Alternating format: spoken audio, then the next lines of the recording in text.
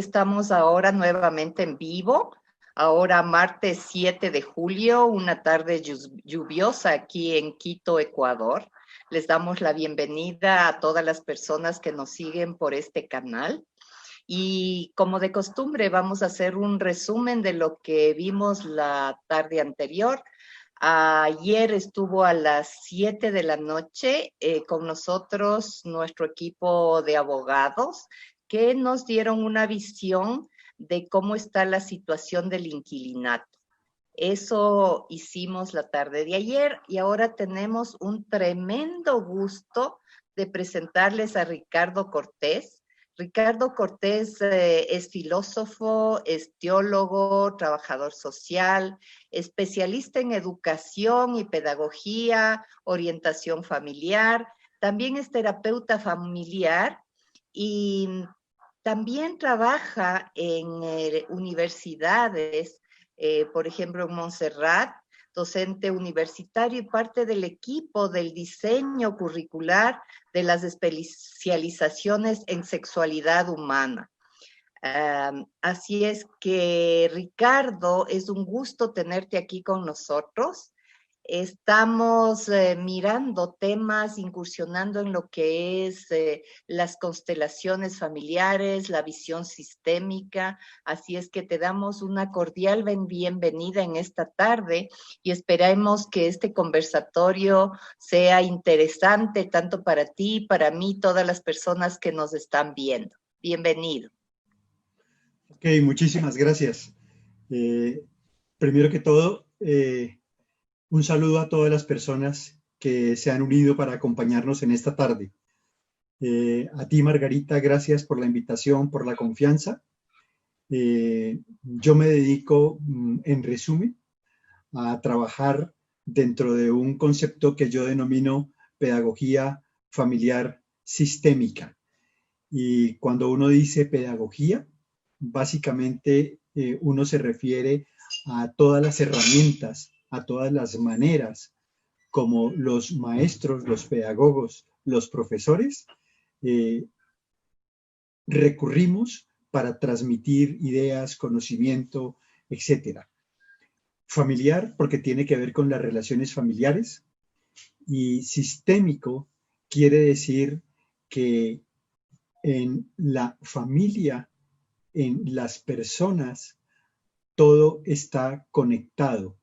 Y cuando decimos que todo está conectado, básicamente a lo que estamos aludiendo es a que en el sistema familiar al que todos pertenecemos, podemos encontrar como tres datos que para mí son como ley natural. Uno es el orden, el otro es el equilibrio y el otro es la pertenencia. Y hoy, en este rato, quisiera compartir con ustedes algunas ideas acerca del equilibrio. Cuando uno habla de equilibrio, todo el mundo entiende que si hay equilibrio, que es como esto, puede también haber desequilibrios. Y de alguna forma, la intencionalidad de este primer rato es decir algunas cosas acerca del equilibrio. El equilibrio básicamente es la forma como los seres humanos damos y recibimos. El equilibrio es el nombre concreto de interactuar con otra persona. Y por eso es muy importante que yo me dé permiso de que me den y que yo me dé permiso de recibir, pero también de dar. Lo uno va pegadito a lo otro. Y por eso, en la vida práctica de las relaciones familiares, a veces nos sentimos en equilibrio y a veces experimentamos que estamos en desequilibrio. Y yo quisiera, por pedagogía, solamente señalar algunos ejemplos de desequilibrio en las relaciones de pareja, en las relaciones padres e hijos, en las relaciones entre hermanos, en las relaciones con las familias de origen. Y yo voy a hacer un señalamiento diciendo una frase puntual que a mi modo de ver es una forma de desequilibrio. Y mi invitación es a que todas las personas que nos están escuchando se den permiso de revisar qué sentido le hace la afirmación que yo hago. Y de una vez, al final, la invitación, después de que yo enumere esas formas de desequilibrio, la invitación es a darnos permiso de revisar qué, por ejemplo, de mi relación de pareja está en equilibrio o en desequilibrio. Qué de mis relaciones con mis hijos están en equilibrio o en desequilibrio. Y vale lo mismo para mis hermanos, para mi familia extensa, para los míos y para los tuyos. Entonces, antes de decir ejemplos concretos de desequilibrio, voy a decir una cosa que me gusta siempre repetir, y es que cuando uno dice equilibrio, pero muestra el desequilibrio, de alguna manera, aunque a veces tenemos mucha conciencia de un desequilibrio, la invitación desde ahora es: los desequilibrios sí tienen solución.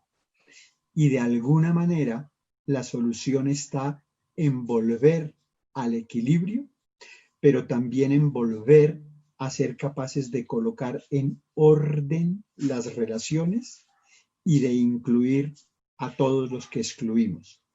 Para decirlo en resumen, orden, equilibrio y pertenencia están estrechamente vinculados entre sí.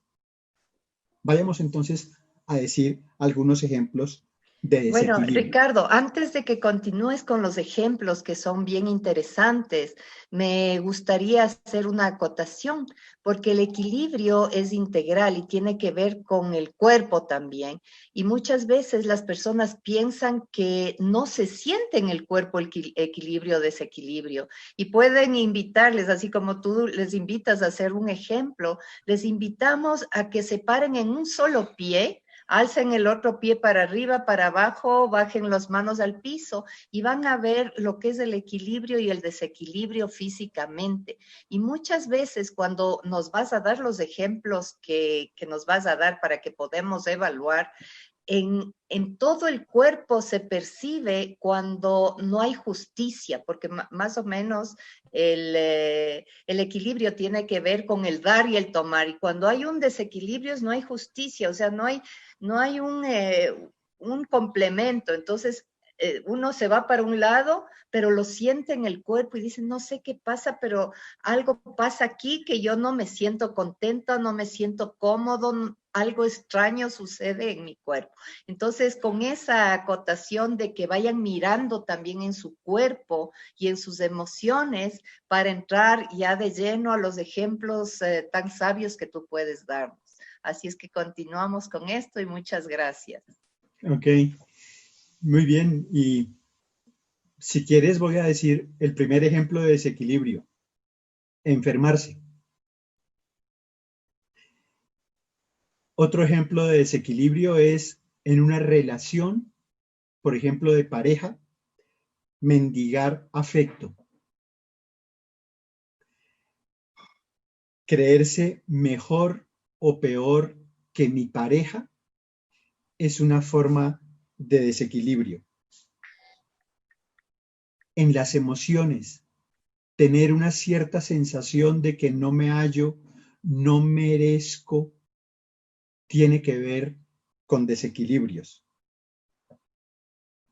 Cuando la hija de papi se casa o se hace pareja con el hijo de mami, allí hay un desequilibrio.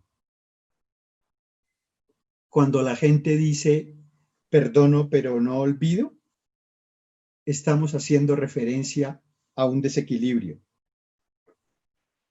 Si una persona se hace pareja de otra y una de las dos tiene hijos y el otro no tiene hijos, eso es un desequilibrio.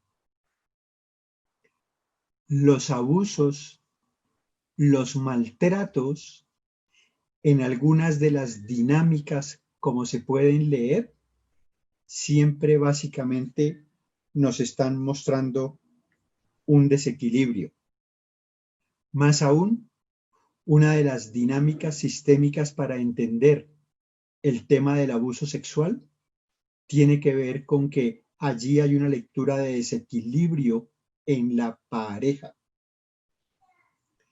Si un cónyuge quiere tener hijos y el otro no, ahí estamos hablando de desequilibrio. Cuando yo creo que mi familia es mejor que la tuya, o tú crees que la tuya es mejor que la mía, allí también. No irse de la casa para volverse adulto es una forma de desequilibrio. Más aún, todos aquellos que siendo hasta profesionales y teniendo cédula de ciudadanía, pero viviendo bajo papá y mamá, de alguna manera están en desequilibrio. A veces en las relaciones de pareja no hablamos de dinero para no pelear, no hablamos de sexo para no pelear, no hablamos de tu mami para no pelear, no hablamos de tomar una decisión juntos para no pelear y terminamos no hablando de nada para no pelear y eso genera un desequilibrio. El despecho, tan respaldado hoy por la música popular, es una forma de desequilibrio en una relación de pareja. Cuando yo, como adulto, me alío con mis hijos en contra de mi cónyuge, allí hay una forma incluso nefasta de desequilibrio que tiene consecuencias.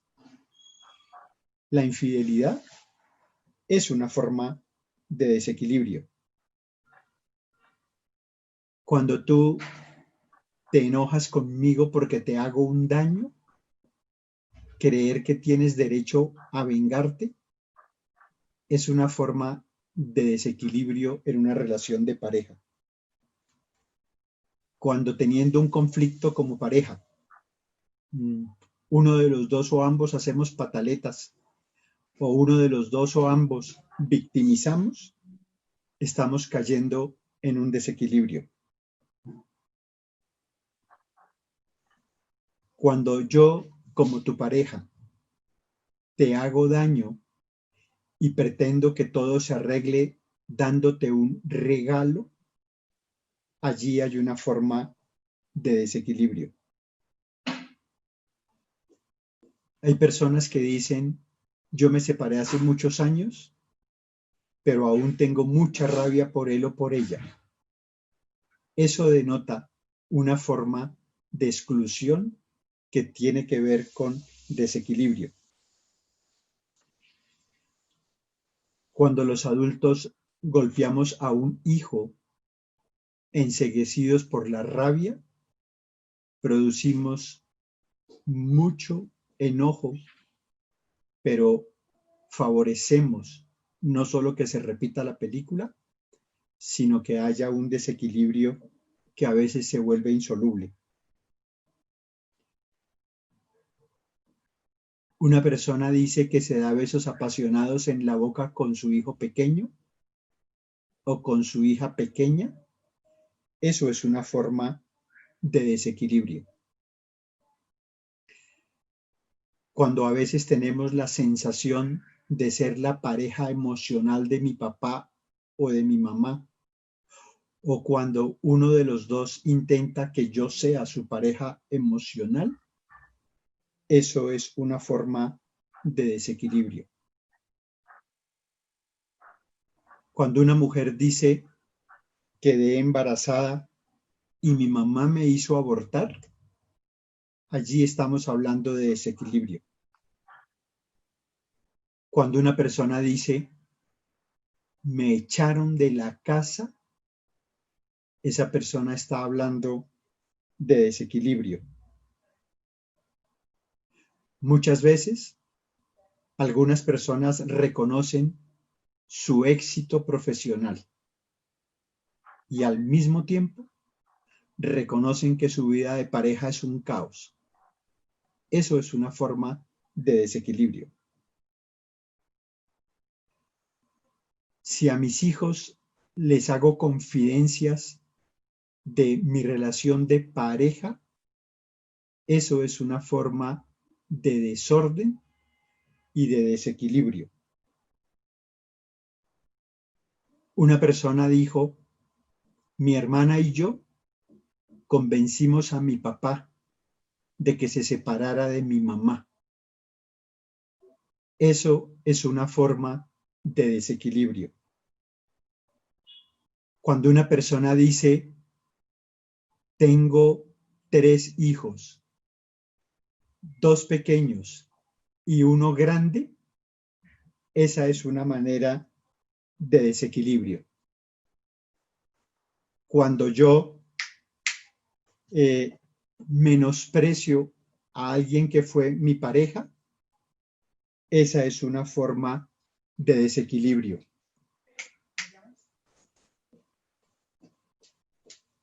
Si el abuelo fue asesinado a los 38 años, eso es una forma de desequilibrio. Si alguien dice, yo tuve cáncer a los 19, eso es una forma de desequilibrio.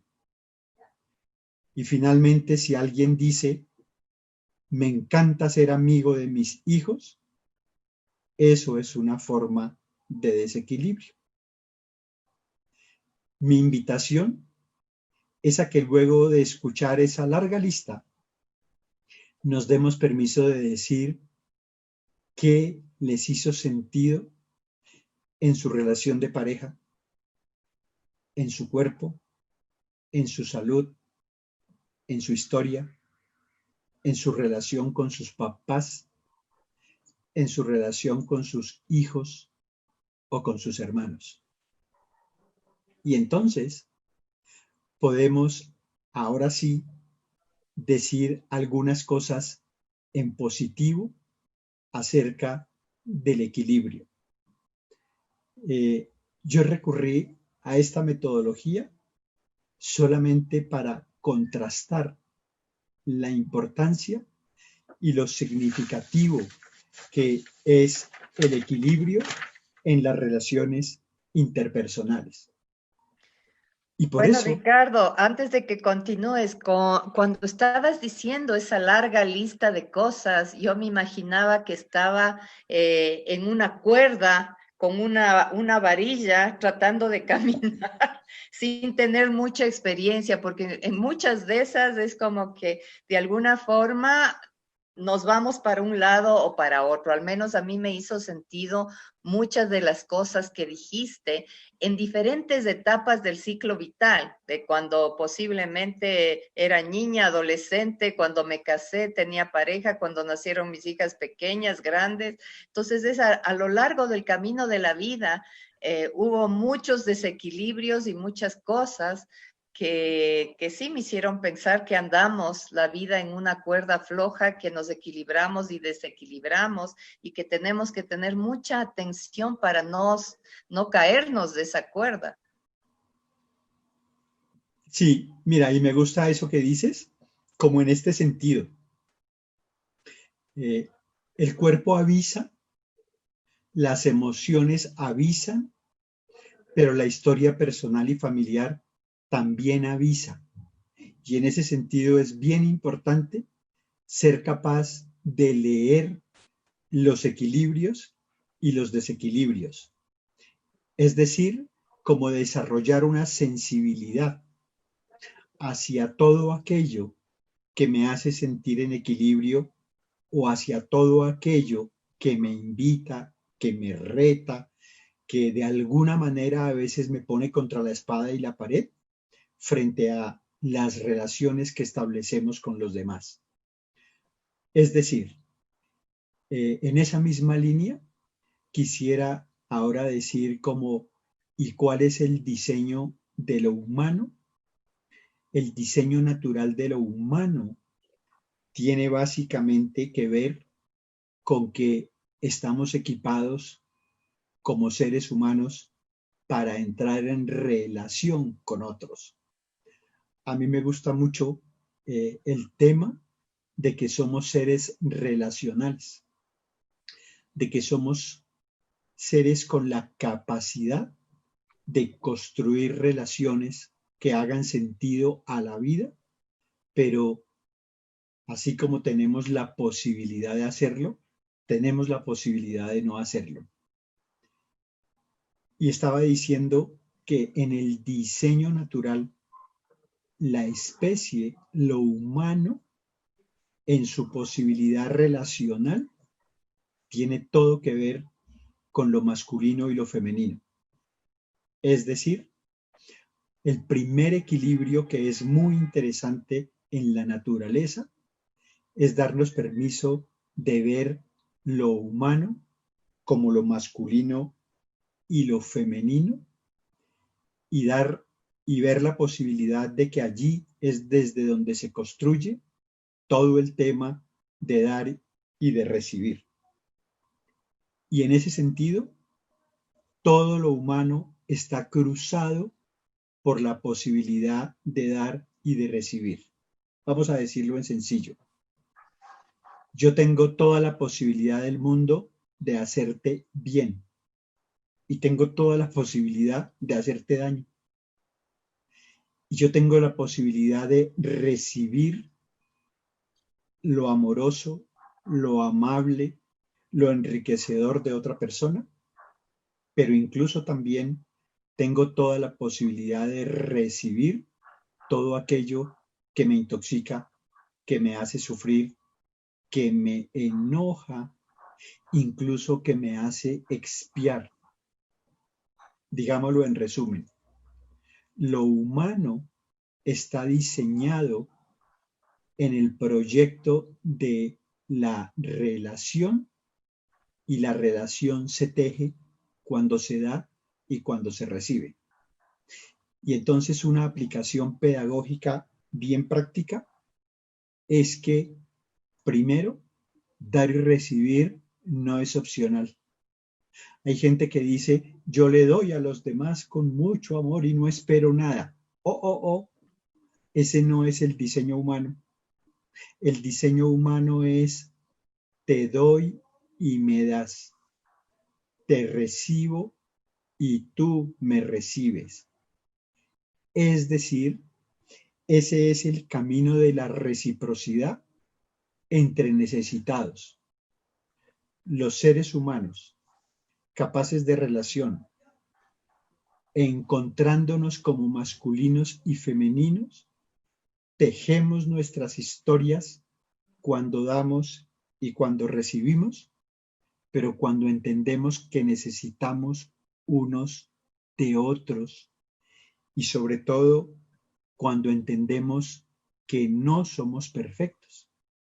Es decir, ser necesitado también muestra una parte del diseño según la cual no somos perfectos. Y entonces hagamos otra aplicación pedagógica que me parece pertinente. Siempre le repito a los grupos con los que nos encontramos que uno se quita un gran peso de encima el día que uno se da cuenta que ni yo tengo que ser perfecto para mi pareja, ni mi pareja tiene por qué ser perfecta para mí. Pero que entendamos, que asumamos que no somos perfectos para nosotros y no tenemos por qué serlo, pero porque no somos perfectos. Y ahora digámoslo de otra manera. Mucha gente en el día a día tiene una sensación de no ser el papá o la mamá adecuada. Y ese desequilibrio es perverso en su consecuencia para un hijo. Vamos a decirlo de esta forma. El único papá y la única mamá y los mejores papás posibles que yo tengo son los míos. Pero mis hijos tienen en mí y en su mamá a los únicos y a los mejores papás posibles. Entonces, cuando las personas tienen ataques de papás malos, papás inadecuados, de mamás malas, de mamás inadecuadas, de mamás o papás no idóneos, le estamos haciendo un daño a nuestros hijos. Vamos a decirlo de esta forma. El equilibrio entre padres e hijos tiene un contexto preciso y yo diría que precioso de marco referente cuando yo entiendo que yo soy el mejor papá, el único. Mi carrito tiene ya llanta de repuesto, pero mis hijos no tienen llanta de repuesto ni en su papá ni en su mamá. Entonces las relaciones, la posibilidad de dar y de recibir, la posibilidad de aprender a recibir y de aprender a dar, brotan de entendernos como imperfectos que estamos en camino. Y para decirlo en términos de pareja, pareja es básicamente una posibilidad que desde el equilibrio para dar y recibir nos permite tener proyecto común. Dicho de otra manera, el primer sentido de equilibrio de una pareja es la conyugalidad, es decir, la posibilidad de entender que dos imperfectos optamos el uno por el otro para construir un proyecto común. Y en ese empeño, todo lo bueno que pase entre los dos y todo lo no tan bueno también, pero tenemos proyecto común. Nos mantengamos es la posibilidad continua y recíproca de dar y de recibir. Pero en pareja no somos llaneros solitarios. Es decir, el proyecto común está inscrito, pero también está anclado en mi historia personal y en mi historia familiar.